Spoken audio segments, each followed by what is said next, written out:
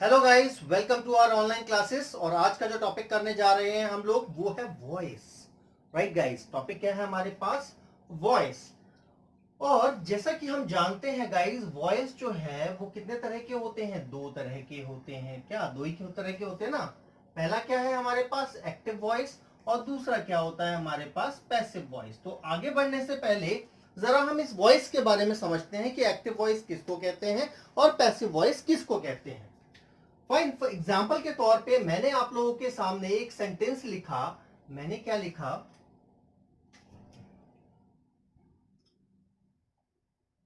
Labourers built the Taj Mahal. Right guys, sentence क्या है हमारे पास? Labourers built the Taj Mahal. अब इस सेंटेंस के अंदर हमारा सब्जेक्ट क्या है? This is our subject. ये हमारे पास वर्ब है और ये क्या है हमारे पास? ऑब्जेक्ट। फाइन गाइस, सब्जेक्ट क्या होता है हमारे पास? Subject is a doer. Doer का मतलब जो काम करता है। वर्ब इंडिकेट करता है किसको? एक्शन को इंडिकेट करता है। ऑब्जेक्ट इंडिकेट करता है receiver of action. Right guys, अब क्या हो रहा है कि ये तो है हमारा काम करने वाला, ये क्या है? जिसके ऊपर काम हो रहा है। तो जब कभी भी हमारा फोकस किसके ऊपर होता है, हम इंपॉर्टेंस किसको देते हैं? सब्जेक्ट को इंपॉर्टेंस देते हैं। राइट, तो उसको क्या कहा जाता है? Active voice. कहने का मतलब क्या? Labourers built the Taj Mahal. मैंने क्या कहा sentence? Labourers built the Taj Mahal. Taj Mahal को कोई खास इंपॉर्टेंस नहीं दी जा रही। जब कभी भी हमारे लिए हमारा ऑब्जेक्ट ज्यादा इंपॉर्टेंट है, या हम फोकस या हम इंपॉर्टेंस जो है किसको दिखाना चाहते हैं? ऑब्जेक्ट को इंपॉर्टेंस दिखाना चाहते हैं, तो हम क्या बनाएंगे? इसका पैसिव वॉइस बनाएंगे। पैसिव वॉइस किस तरह से बनाएंगे? हम लिखेंगे the Taj Mahal was built by labourers. अब आपने क्या देखा कि गाइस, जो हमारा ऑब्जेक्ट था, जो हमारा ऑब्जेक्ट था वो क्या बन गया आकर के? वो बन गया, now it will become our subject. ये क्या हो गया हमारे पास? सब्जेक्ट। तो कहता है कि ताजमहल किसने बनाया? लेबरर्स ने बनाया। तो कहने का मतलब ये है गाइस कि जब कभी भी हम फोकस करना चाहते हैं डूअर की तरफ, यानी कि हम ये दिखाना चाहते हैं कि करने वाला ज्यादा इंपॉर्टेंट है, तो हम वहां पर एक्टिव वॉइस का यूज करते हैं। और जब कभी भी हम ये दिखाना चाहते हैं कि करने वाले से ज्यादा इंपॉर्टेंट क्या है हमारे पास? काम, यानी कि ऑब्जेक्ट ज्यादा इंपॉर्टेंट है, तो हम वहां पर क्या बनाते हैं? पैसिव वॉइस बनाते हैं। फर्क समझ आया आप लोगों को? एक्टिव वॉइस क्या होता है कि जब कभी भी हमारा फोकस जो होता है, या फिर जब हम इंपॉर्टेंस जो है किसको दे रहे हैं? डूअर को, तो एक्टिव। और जब कभी भी रिसीवर ऑफ एक्शन को दे रहे हैं, तो वो क्या बन गया हमारे पास? पैसिव वॉइस बन गया। इतनी बेसिक इंफॉर्मेशन आपको समझ आई? राइट। इसके अंदर अब क्या करते हैं हम लोग? चेंज करते हैं। चलिए मैं इसकी जगह सिंपल और सेंटेंस लिख देता हूं आप लोगों के लिए। मैंने लिखा एग्जाम्पल के तौर पे, जॉन राइट्स अ नॉवल। ठीक है, इस सेंटेंस को मैं पैसिव में बनाऊंगा तो क्या हो जाएगा? A novel is written by John. तो आपने क्या देखा गाइस कि यहां पे जो हमारा जॉन था वो क्या चला गया लास्ट में, क्योंकि हम यहां दिखाना चाहते हैं कि नॉवल हमारे लिए ज्यादा इंपॉर्टेंट है as compare to the doer. ठीक है। इसके अलावा आपने क्या एक चीज नोटिस की कि जो सब्जेक्ट है वो लास्ट में चला गया, जो ऑब्जेक्ट है गाइस वो क्या आ गया? स्टार्टिंग में आ गया। अल्टीमेट जो चेंज हो रहा है यहां पर, अल्टीमेटली जो चीज चेंज हो रही है वो क्या हो रही है? वर्ब। आपने क्या देखा कि राइट्स की जगह यहां पर क्या हो गया? Is written. राइट्स की जगह पे क्या हो गया है? इज रिटन हो गया है। ठीक है, अब वो कैसे हुआ, किस तरह से चेंजेस होते हैं, वो हमें अभी इसके साथ साथ पढ़ने हैं। फाइन गाइस, तो हमें क्या देखा कि जब कभी भी एक्टिव वॉइस क्या होते हैं? एक्टिव वॉइस एक सिंपल भाषा में और समझ लो, टेंस के जितने रूल्स आपने पढ़े हैं वो सारा एक्टिव वॉइस है। ठीक है ना? और यहाँ पे हमारा फोकस जो होता है वो किसकी तरफ होता है? सब्जेक्ट की तरफ होता है। इसके अलावा दूसरा जो है हमारे पास वो क्या है? Passive voice. और यहाँ पर जो हमारा फोकस जो होता है, या जो हम इंपॉर्टेंस देते हैं, किसकी तरफ देते हैं? ऑब्जेक्ट की तरफ देते हैं। यहां तक बात क्लियर हो गई गाइस आप लोगों को? अब आपको ये देखना है कि जब भी हम एक्टिव से पैसिव में जाएंगे तो उसको किस तरह से चेंज करते हैं। ये दो वॉइस आप लोगों ने बहुत बार पढ़ी है, पर क्या आपको पता है कि इसके अलावा भी एक तरह की वॉइस होती है? जी हाँ, इसके अलावा भी एक तरह की वॉइस होती है, और वो वॉइस होती है आप लोगों के पास मिड वॉइस, या फिर उसको कहा जाता है क्वासी पैसिव। क्या कहते हैं उसको? क्वासी पैसिव या फिर मिड वॉइस। अब जरा इसके एग्जाम्पल की तरफ देखते हैं और ये किस तरह के सेंटेंसेस के बारे में बात करता है। ठीक है, मैंने लिखा शुगर टेस्ट स्वीट। ठीक है ना। यहां पर आप एक चीज नोटिस करेंगे कि यहां पर एक तो ऑब्जेक्ट नहीं होगा हमारे पास, दूसरा यहां पे वर्ब ऑफ सेंसेशन जैसे टेस्ट, फील्स, राइट, स्मेल्स, इस तरह के वर्ड्स का ज्यादा यूज किया जाएगा। ठीक है, तो यहाँ पे तीन चीजें देखी आपने। दिस इज आवर सब्जेक्ट, ये हमारी वर्ब ऑफ सेंसेशन है, यहाँ पे ऑब्जेक्ट कोई नहीं है। स्वीट जो है वो हमारे पास किसके बारे में बता रहा है? शुगर के बारे में बता रहा है, इज एडजेक्टिव, राइट। अब जब हम इसको चेंज करेंगे तो इसका जो मतलब जो चेंज है वो आपको देखने में तो एक्टिव लगेगा, बट मीनिंग में वो पैसिव होता है। हम कैसे लिखेंगे इसको? Sugar is sweet when it is tested, या फिर कई सारी बुक्स क्या करती है व्हेन टेस्टेड लिख देती है, इतने पार्ट को नहीं लिखती। तो आप दोनों तरीके से इसका मीनिंग बना सकते हैं। तो आपने क्या देखा? क्वासी वॉइस या फिर मिड वॉइस के बारे में आपने देखा कि गाइस उसको इस तरीके से सेंटेंस को चेंज किया जा सकता है। This is the standard rule, right. इसमें हमें कुछ अलग से करने की जरूरत नहीं है। एग्जाम्पल के तौर पे मैंने एक और लिखा, वुड फील्स हार्ड। तो आप किस तरह से बनाएंगे इसका? Would is hard when it is felt या when felt, right? quinine tastes bitter, feather feels smooth। इस तरह के सेंटेंसेस जो है वो क्वासी वॉइस या मिड वॉइस के अंदर बन जाते हैं हमारे पास, राइट गाइस। क्वासी पैसिव जिसको कहते हैं, इस तरह की चीजें आपको देखने को मिलती हैं। तो आपको एक नई चीज पता चली कि वॉइस जो है वो दो तरह की नहीं होती है, तीन तरह की होती है। कौन कौन सी है? एक्टिव वॉइस, पैसिव वॉइस और मिड वॉइस। एक्टिव वॉइस वो होती है जिसमें सब्जेक्ट के ऊपर फोकस किया जाता है। पैसिव वॉइस वो होती है जिसमें ऑब्जेक्ट की तरफ फोकस किया जाता है, राइट। आपने ये भी देख लिया कि इसके सब्जेक्ट ऑब्जेक्ट आपस में इंटरचेंज हो जाते हैं। और तीसरा मिड वॉइस, इसमें वर्ब ऑफ सेंसेशन, सेंसेस की वर्ब्स के बारे में ज्यादा यूज किया जाता है, और ये दिखने में एक्टिव होते हैं बट मीनिंग में क्या होते हैं? पैसिव होते हैं। इसलिए इसको क्या कहा जाता है? मिड वॉइस या फिर quasi voice. I hope guys, ठीक है ना, यहां तक समझ आया आप लोगों को। अब हम देखते हैं कि बेसिक, जैसे अगर ये टेंस के रूल्स हैं तो टेंस के रूल्स आपको पता है कितने होते हैं हमारे पास, राइट? 12 होते हैं। अब हम देखेंगे कि उनको कैसे पैसिव में चेंज किया जाएगा। इसके अलावा मैंने आपको इससे पहले वाली जो टेंस की वीडियोस आपने देखी हैं या वर्ब की वीडियोस देखी हैं, उनमें मैंने आपको बता रखा है कि पैसिव के साथ हमेशा वर्ब की थर्ड फॉर्म यूज की जाती है। किसकी फॉर्म यूज की जाएगी? हमेशा वर्ब की थर्ड फॉर्म यूज की जाती है। इसके अलावा भी बेसिक कुछ रूल्स आपको बता रखे हैं, ठीक है ना। गोल्डन रूल जो है वर्ब के, वो उनको याद कर लीजिए, क्योंकि उसका यूज बार बार इसमें होने वाला है हमारे पास, और वो आपके लिए बहुत इंपॉर्टेंट भी है। वो आपको सिखाया हुआ है कि बी वर्ब जो होती है उसके साथ हमेशा वर्ब की फर्स्ट फॉर्म और आईएनजी का यूज होगा, राइट गाइस। डू वर्ब के साथ हमेशा वर्ब की फर्स्ट फॉर्म का यूज होगा। हैव वर्ब के साथ हमेशा वर्ब की थर्ड फॉर्म का यूज होगा, राइट। और मोडाल्स के साथ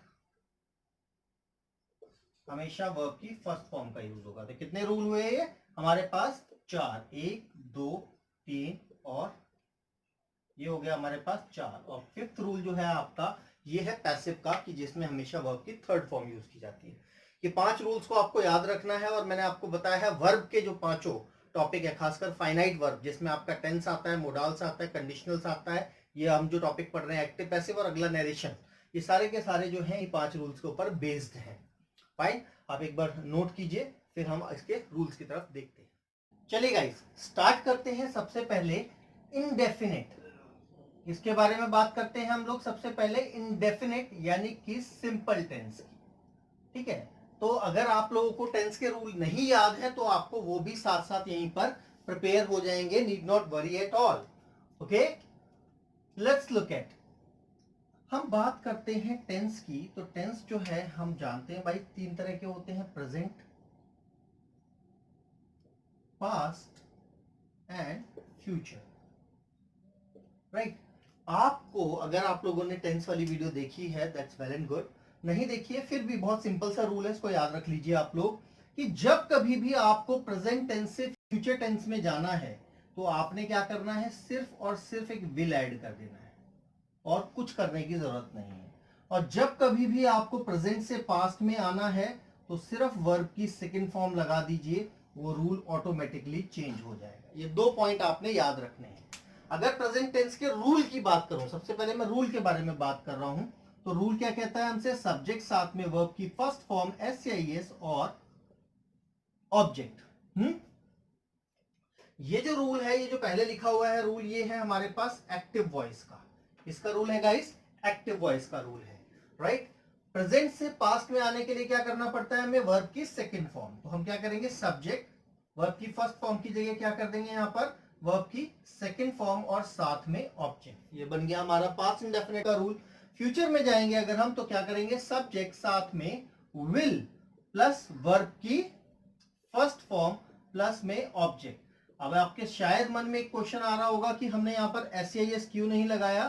तो जिन्होंने टेंस की वीडियो पढ़ी है उनको कोई प्रॉब्लम नहीं होगी, जिन्होंने नहीं पढ़ी है उनको थोड़ी सी प्रॉब्लम होगी, तो मैं रिपीट कर देता हूं। अभी मैंने बताया भी था कि मोडाल्स के साथ में हमेशा वर्ब की कौन सी फॉर्म लगती है, फर्स्ट फॉर्म लगती है।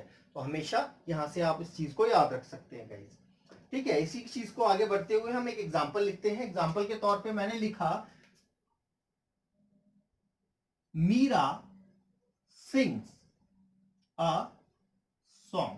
Simple sentence, Meera sings a song। अब इस सेंटेंस को अगर मैं पास्ट में लिखूं, अभी मैंने एक्टिव वॉइस लिखा है, पैसिव नहीं लिखा है। अगर मैं पैसिव में लिखूंगा, पहले मैं इसको पैसिव में चेंज करता हूं, तो मैं क्या लिखूंगा, this is our object verb and subject. तो हम लिखेंगे a song is sung by Meera. ऐसे ही होगा गाइस, क्यों, हमने क्या देखा कि ये जो था हमारा object, now it will become our subject, ठीक है ना।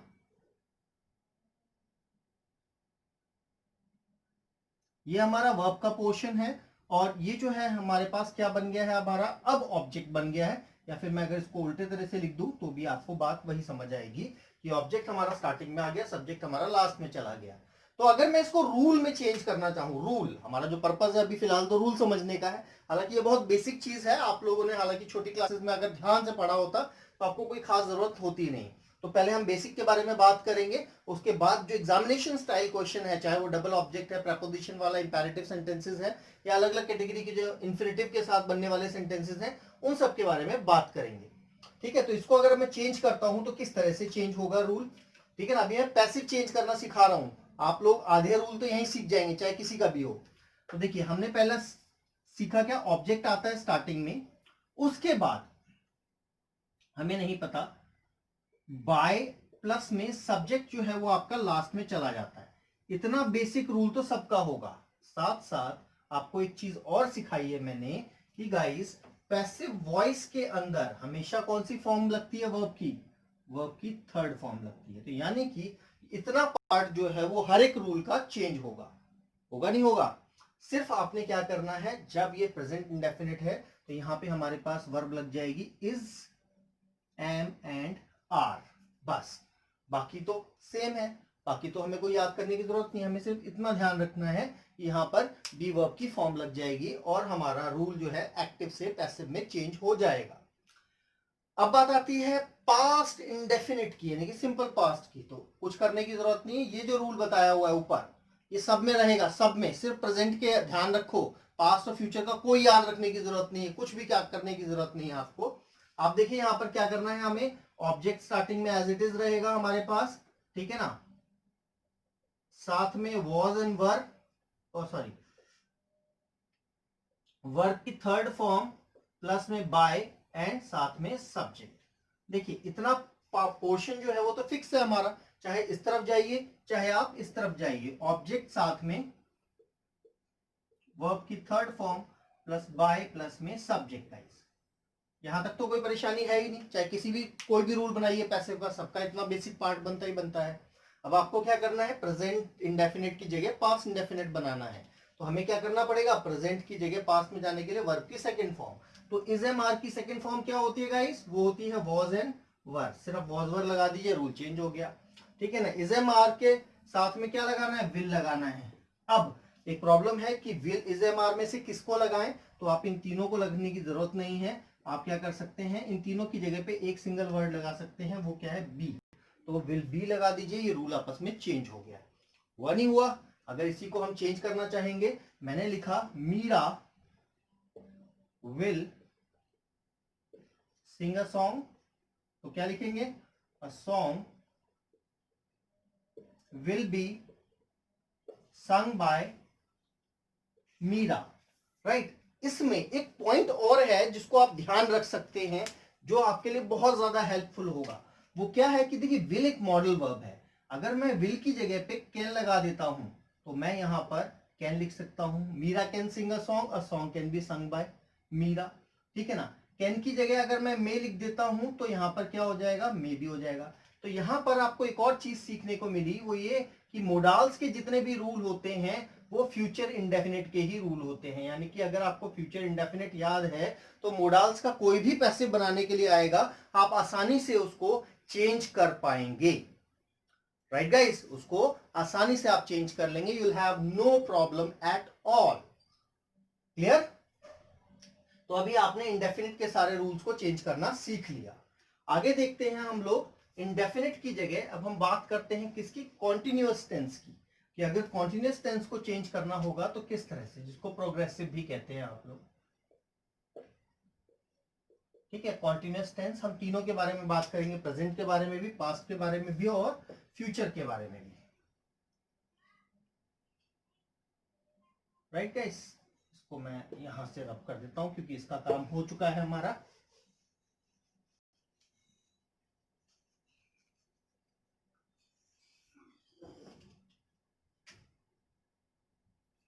फाइन गाइस, प्रेजेंट कॉन्टिन्यूअस, अब किसकी बात कर रहे हैं हम लोग, प्रेजेंट कॉन्टिन्यूअस टेंस की बात कर रहे हैं।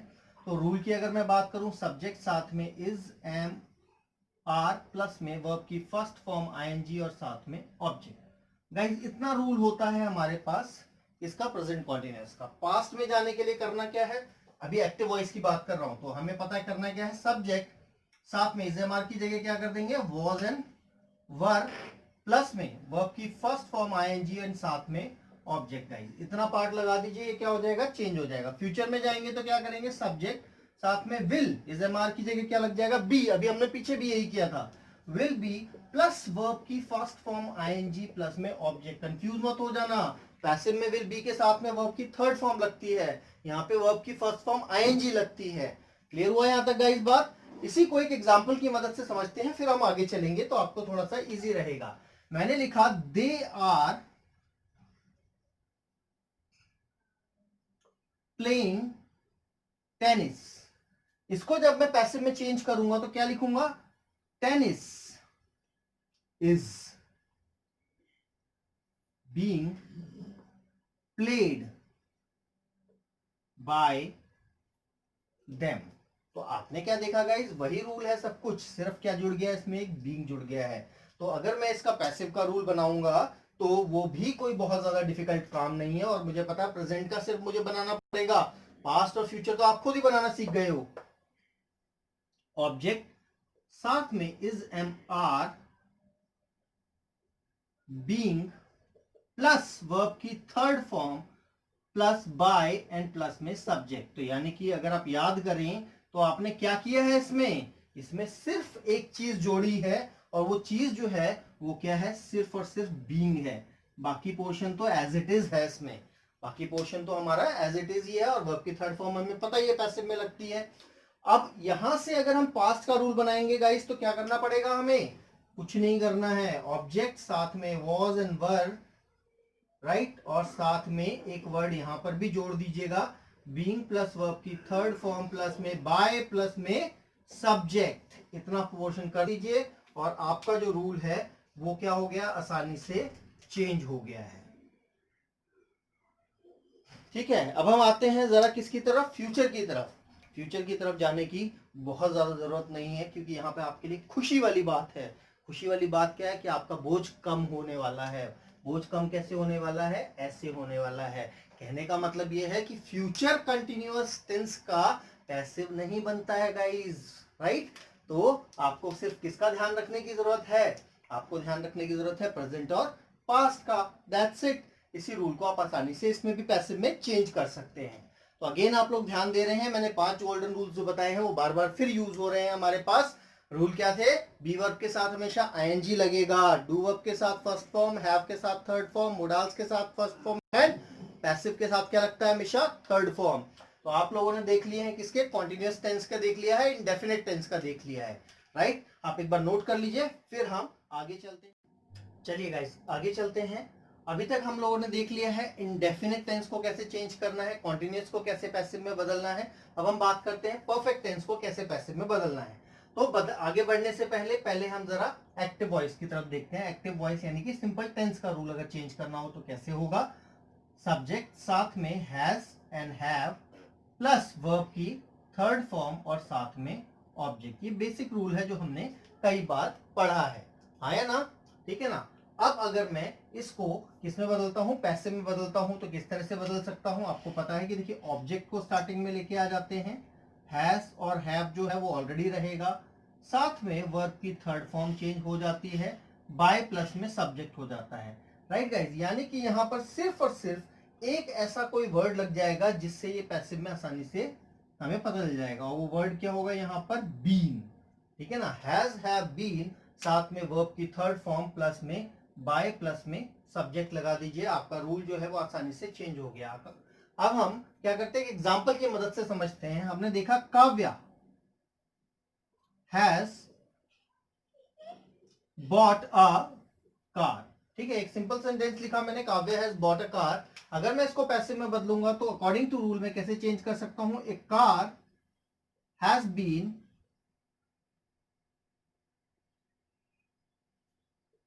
बॉट बाय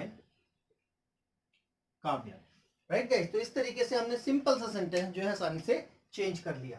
तो ये तो था हमारे पास एक्टिव वॉइस, और दूसरा वाला क्या है हमारे पास, पैसिव वॉइस। तो इस तरीके से आसानी से चेंज हो जाएगा। पास्ट में जाएंगे तो आपको पता करना क्या है, बहुत सिंपल सा काम करना है गाइस।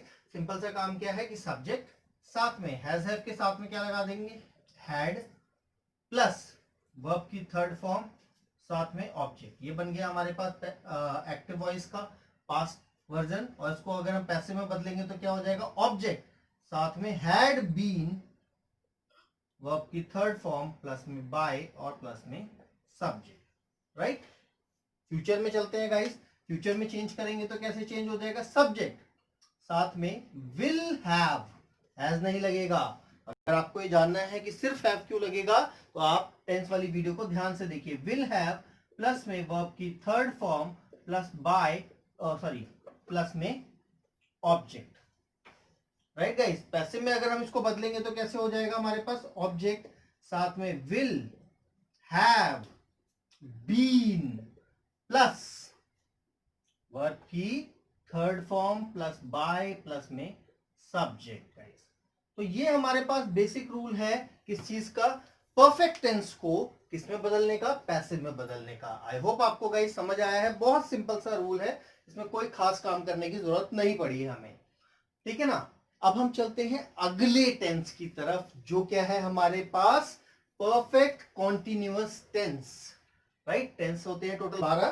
तो अभी तक हमने किसके बारे में देख लिया, इंडेफिनिट देख लिया, कॉन्टिन्यूअस देख लिया, परफेक्ट देख लिया। अब हम देखते हैं परफेक्ट कॉन्टिन्यूअस टेंस,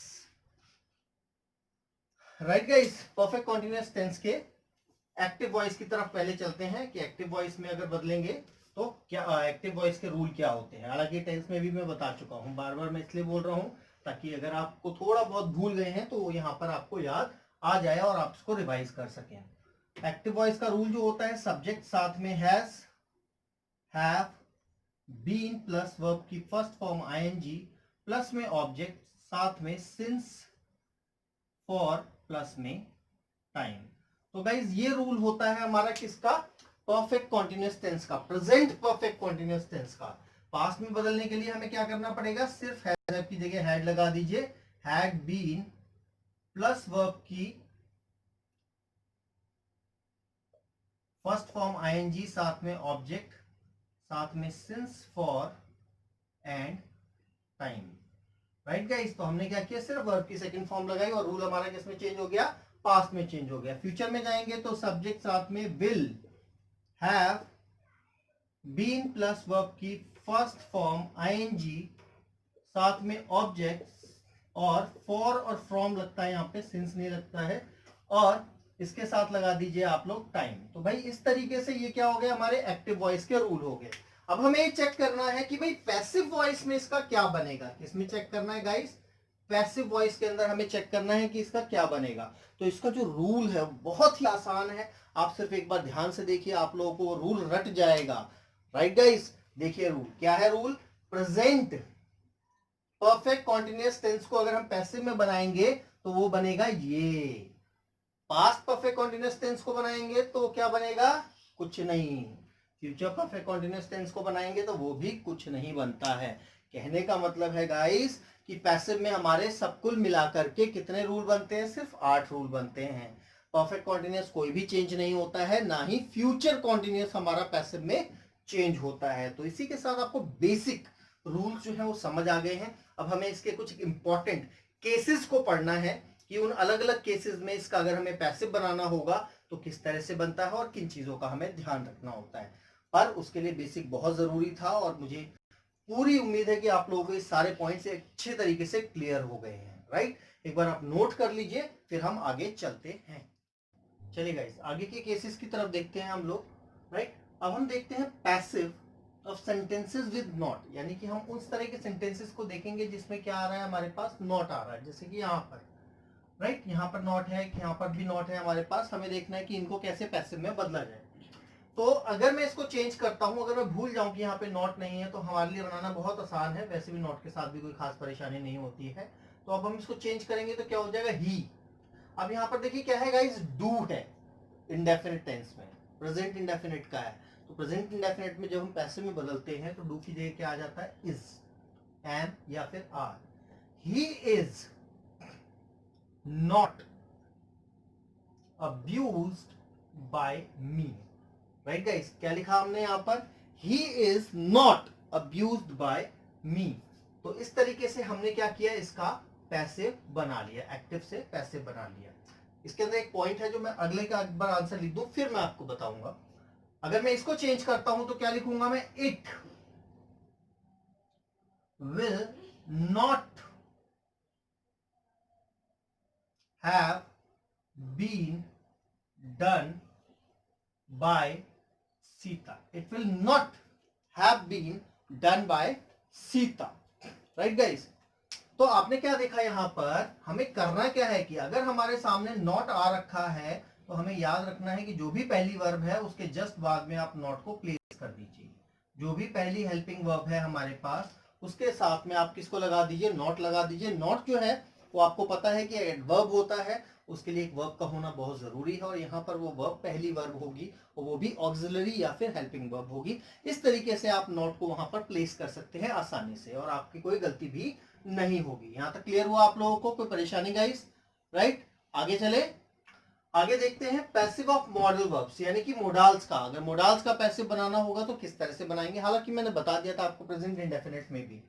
तो अगर मैं इस सेंटेंस को चेंज करता हूं, we can solve the problem, तो मैं कैसे चेंज करूंगा, the problem can be solved by us. Right guys, हमने क्या देखा कि ये जो हमारा ऑब्जेक्ट था वो स्टार्टिंग में आ गया। कैन जो है वो एक्ट करता है कुछ कुछ विल जैसा, प्रेजेंट इंडेफिनिट के रूल। अगर मान लीजिए यहाँ पे कैन की जगह पे हमारे पास विल होता तो भी हमारे लिए कोई परेशानी नहीं होती। हम क्या लिख देते, we will solve the problem will be solve by us. तो इस तरीके से आप मॉडल वर्ब्स का भी आसानी से पैसिव बना सकते हैं, कोई भी परेशानी नहीं होगी। I should by this book, इसको चेंज करेंगे तो क्या हो जाएगा, this book should be bought by की third form by me, this book should be bought by me guys।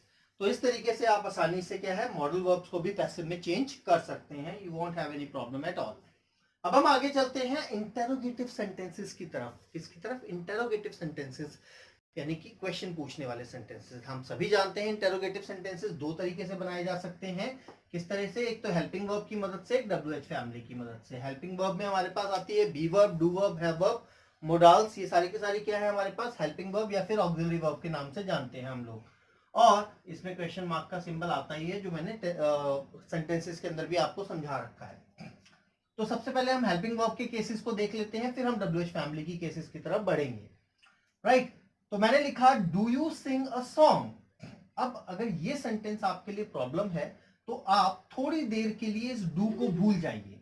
थोड़ी देर के लिए आप क्या कीजिए? इस डू को भूल जाइए और इसको चेंज कीजिए। तो क्या होगा? मैं लिखूंगा a song is, present definite तो है ही ना मेरे पास। A song is sung by you guys। इस तरीके से मैं अगर इस डू को थोड़ी देर के लिए छोड़ दूं तो मैं आसानी से इस प्रेजेंट इंडेफिनिट के सेंटेंस को पैसिव में बदल सकता हूं। कोई परेशानी मेरे पास नहीं, कोई परेशानी नहीं है। अब क्या है इस वाले सेंटेंस के अंदर? पहले वाले सेंटेंस में मेरे पास क्या आ गया है गाइस? मेरे पास आ गया था यहां पर डू। ये क्या था? डू, यानी कि एक हेल्पिंग वर्ब जो थी मेरे पास आगे लग गई। तो मैं क्या करूंगा? इस वाली हेल्पिंग वर्ब को भी उठा करके आगे लिख दूंगा। Is a song, is a song sung by you, और साथ में क्या लग जाएगा? क्वेश्चन मार्क का सिंबल। दो चीजें आप कर दीजिए, आसानी से सेंटेंस क्या हो जाएगा आपका? चेंज हो जाएगा। किसमें? पैसिव वॉइस में। तो this is our active voice, this is our passive voice. Any problem? कोई भी परेशानी नहीं, बहुत सिंपल सेंटेंस है।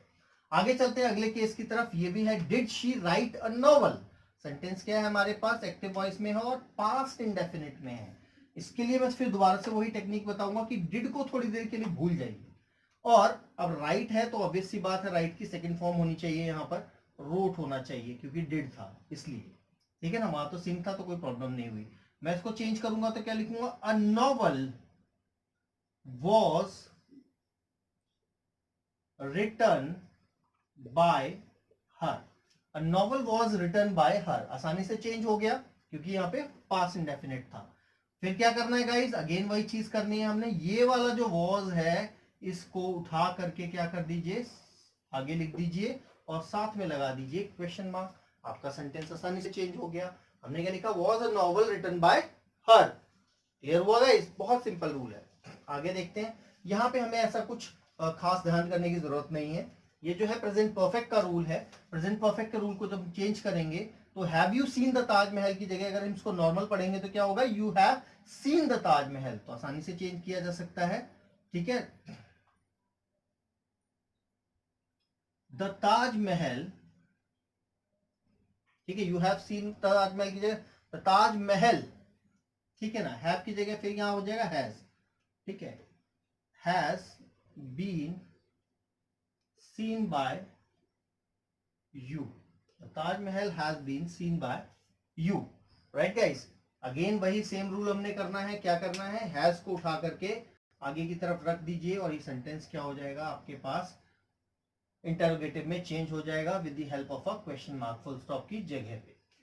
ठीक है ना? Will you do it? आसानी से, इसमें ज्यादा कुछ बताने की जरूरत नहीं है। Will it be done by you? Will it be done by you? तो आपने देखा गाइस कि हेल्पिंग वर्ब की मदद से अगर हमें इंटरोगेटिव सेंटेंसेस को चेंज करना है तो it's a very easy task. We have no problem at all. अगर मैं इसमें हल्का सा बता दूं आपको, अभी हम प्रॉपर एग्जांपल्स की मदद से भी करेंगे। ठीक है ना? तो do you sing a song की जगह पे यहां देखिए, अगर do you sing a song की जगह पे गाइस मैं लिख देता हूं why do you sing a song, तो क्या हो जाएगा? Why is a song sung by you। मैं लिखता हूं did she write a novel, मैं लिखता हूं how did she write a novel, तो कहते हैं how was a novel written by her. Have you seen the Taj Mahal? ठीक है? When have you seen the Taj Mahal? तो इसी तरह से when has the Taj Mahal been seen by you. इस तरह से अगर हम सिंपल WH फैमिली को आगे लगा देंगे तो इसी रूल के अकॉर्डिंग वो आसानी से चेंज हो जाएगी। It will have no problem at all. Right? कुछ केसेस को छोड़ करके। अब जो कुछ केसेस हैं इसके उनको अभी हम देखते हैं with the help of example. तब तक आप इसको एक बार नोट कर लीजिए। गाइस, WH फैमिली के केसेस को एक बार दोबारा से एक दो एग्जांपल देखते हैं, फिर इसके अंदर भी कुछ केस बनते हैं उनको देखते हैं, ठीक है, जिनके ऊपर हमारे एग्जाम में क्वेश्चन हमारे एग्जाम में देखने को हमें मिलता है। कहता है why does she call me, again इस वाई को थोड़ी देर के लिए भूल जाइए, सिर्फ इतने पार्ट को याद रखिए। तो हम क्या लिखेंगे, वाई डज शी कॉल मी। तो गाइस आपको पता है, या इसको भी लिख दिए शी कॉल मी को कैसे लिखेंगे, आई, ठीक है ना, हेल्प इज एम आर में से एम, ठीक है, आई एम कॉल्ड बाय हर, इतना ही होगा। अब क्योंकि यहां पर हेल्पिंग वर्ब है तो ये जो एम है ये क्या आ जाएगा, पहले आ जाएगा। हम क्या लिखेंगे, am I called by her, और WH फैमिली हमारे पास ऐसी ही है तो हम क्या लिखेंगे, why am I called by her, क्या लिखेंगे, why am I called by her. इस तरीके से आपने देखा आसानी से हमने क्या किया, WH फैमिली के केस को पैसिव में बदल दिया, right guys. Active voice to passive voice can be converted very easily. Now let's look at the next example. How had they copied those customs? तो हम कैसे चेंज करेंगे गाइस, अगेन वही सेम मेथड है हमारे पास। ये तो हमारे पास एज इट इज लिखा रह जाएगा, एक्टिव वॉइस है ऊपर वाला, पैसिव वॉइस। हाउ, ठीक है ना, how had those customs been copied by them. हमने क्या लिखा, how had those customs been copied by them. आसानी से हमने क्या किया, इसका एक्टिव टू पैसिव में बदल दिया, किस केस में, WH फैमिली के केस में। नाउ इसके अंदर हमारे पास गाइस दो पॉइंट ऐसे हैं जिनको हमें ध्यान से देखना है। दो पॉइंट क्या है, पहला इंटरोगेटिव सेंटेंस जो किससे स्टार्ट हो रहा है, व्हाट से स्टार्ट हो रहा है, पर उसके साथ ऑब्जेक्ट नहीं है। किससे स्टार्ट हो रहा है गाइस, व्हाट से स्टार्ट हो रहा है बट उसके साथ ऑब्जेक्ट नहीं है, तो उसको कैसे बदलेंगे। तो देखिए व्हाट का जो पार्ट है वो एज इट इज लिखा रहेगा। हमारे पास एग्जांपल है, व्हाट डू यू वांट, तो हम इसको अगर चेंज करेंगे तो कैसे चेंज करेंगे, what is wanted bye you. तो लगभग वही सेम पैटर्न है हमारे पास। हमने क्या किया, व्हाट को एज इट इज स्टार्टिंग में रखेंगे, helping word do you want की जगह इज वांटेड बाय यू कर देंगे, क्योंकि हमारे पास यहाँ पर जो सब ऑब्जेक्ट है वो नहीं है, तो हमें कुछ करने की जरूरत नहीं है। हेल्पिंग वर्ब के बाद में मेन वर्ब का यूज करना है व्हाट के साथ में। इन the same way next example जो है, व्हाट आर यू बिल्डिंग, आप क्या बना रहे हैं या क्या आप बिल्ड कर रहे हैं। तो हम इसको चेंज करेंगे तो कैसे चेंज हो जाएगा, what is being built by you, right है, what is being built by you. इस तरीके से आप चाहे तो इसको भी आसानी से किसमें बदल सकते हैं, एक्टिव टू पैसिव में बदल सकते हैं। First one is active, second one is passive, no doubt at all. अगला जो एग्जांपल है वो बहुत इंपॉर्टेंट है, एग्जाम में हमें कई बार देखने को मिलता है। वो क्या है, हु से स्टार्ट होने वाला। तो इसमें याद रखिएगा गाइस, हु जो है हु को डायरेक्टली किसमें बदल दिया जाता है, स्टार्टिंग में, बाय हुम। ये लास्ट में जाके नहीं बदलता है। क्या होगा, दो केसेस ऐसे देख रहे हैं जो स्टार्टिंग में रखे हुए हैं। हु जो है वो किसमें बदल जाएगा, डायरेक्टली बाय हुम में बदल जाएगा, राइट। हेल्पिंग वर्ब जो है, ऑब्जेक्ट जो है, और वर्ब की थर्ड फॉर्म अकॉर्डिंगली इस पैटर्न पे चेंज हो जाएगी। एग्जांपल देखते हैं, हु गेव दिस बुक। तो हु गेव का हु का क्या हो जाएगा हमारे पास, by whom as it is हो जाएगा, राइट। तो हु की जगह हमने क्या लिखा, बाय हुम, राइट। फिर क्या है, हेल्पिंग वर्ब, गेव क्या है, वर्ब की सेकंड फॉर्म है, तो क्या लिखेंगे, बाय हुम वाज। फिर हमारे पास है ऑब्जेक्ट दिस बुक, गिव की third form given, by whom was this book given, right. तो इस तरीके से हमने क्या देखा, एक्टिव वॉइस का पैसिव वॉइस आसानी से हमने चेंज कर लिया। In the same way next, who abuse the young lady, according to rule आसानी से चेंज किया जा सकता है, बाय हुम, ठीक है ना, अब्यूज अगेन सेकंड फॉर्म है, was the young lady,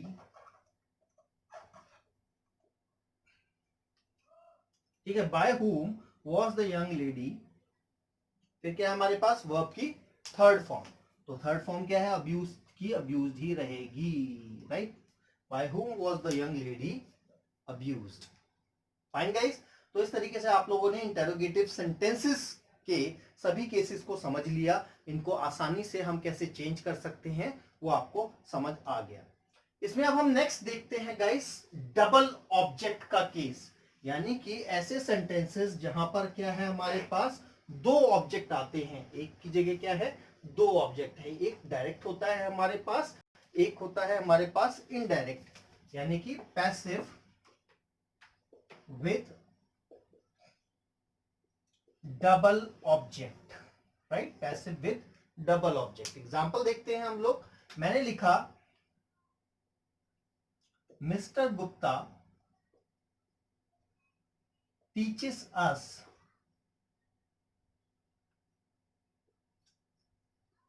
English, ठीक है, mister Gupta teaches us English.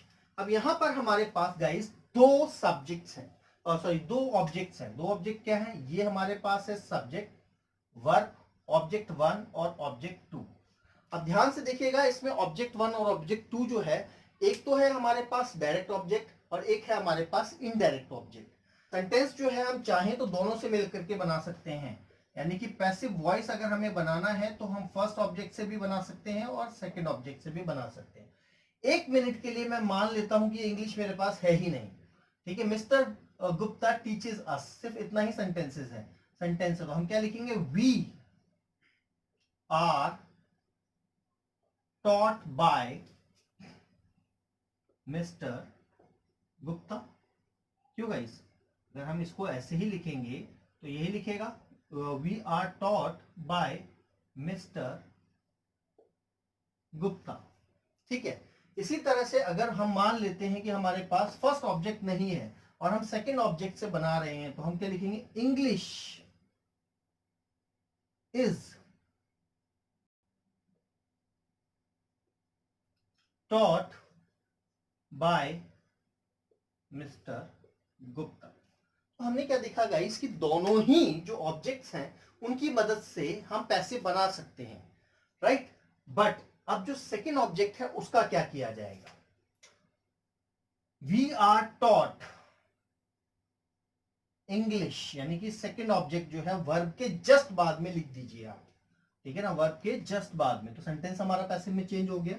इसी तरह से इंग्लिश इज टॉट अस जो है, यानी कि फर्स्ट ऑब्जेक्ट है, वो आप वर्ब के जस्ट बाद में लिख दीजिए। बट यहाँ पे एक समस्या है हमारे साथ कि सेंस नहीं बना रहा, तो यहाँ पर कोई प्रपोजिशन लगा सकते हैं, जनरली टू लग जाते हैं, English is taught to us by Mr Gupta. तो इस तरीके से आपने क्या देखा, सेंटेंस का पैसिव आसानी से हमारे पास बन गया, राइट। तो ये क्या है, ये डबल ऑब्जेक्ट का केस है, बहुत ही आसानी से बन जाता है और एग्जाम में कई बार इस तरह का क्वेश्चन देखने को मिल जाता है। एग्जाम्पल एक और ले लेते हैं हम, I shall offer her a job, ठीक है। तो अगर मैं इसको पैसे में बदलूंगा तो क्या बनाऊंगा, a job shall B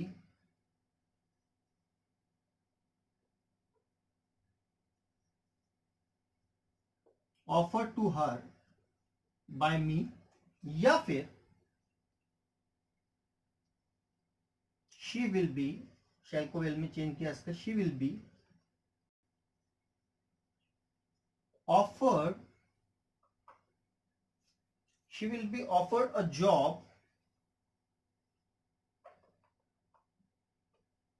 by me। तो गाइस देख सकते हैं कि दो ऑब्जेक्ट के केस में दोनों ही तरीके से इसका पैसिव बनाया जा सकता है।